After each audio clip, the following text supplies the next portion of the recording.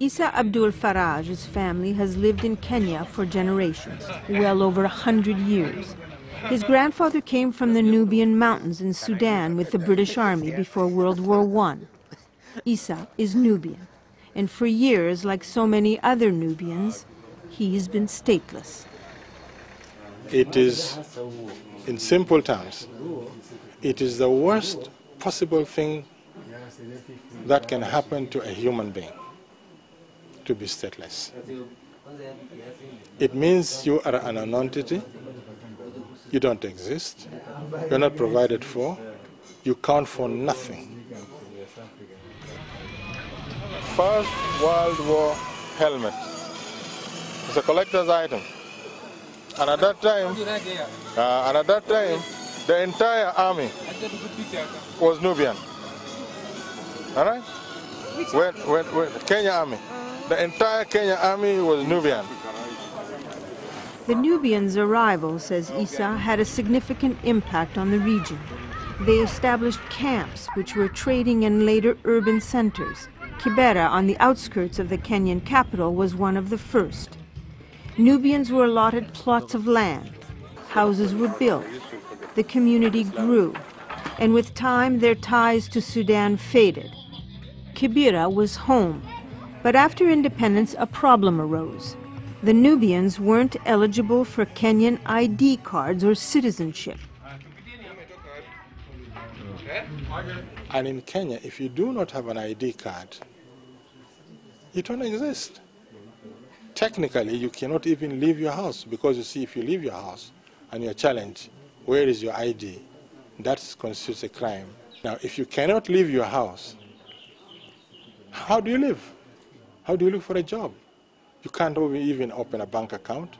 You can't transact business. You cannot own anything because you don't exist. Isa took up the cause. He established the Council of Elders and fought against what he called discrimination of the 45th tribe of Kenya. Youssef Diab worked alongside him. Like Isa, Youssef's grandfather came to Kenya from Sudan with the British military. We want to believe that right will always prevail. And we want to believe that there is no harm in fighting for your rights. In 2009, the government of Kenya relented.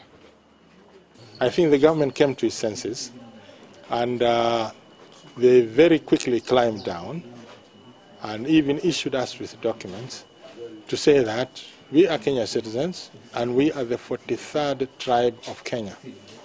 The Kenyan Nubian is the 43rd tribe of Kenya. Now, with that in mind,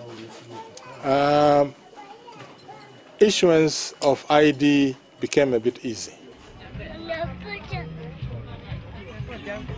Isa and Youssef now have Kenyan ID cards. Getting a card, though, is not always easy. Still, their right to one is no longer in question. And the consequence of that has got a cascading effect, like I said, to your children, your children's children.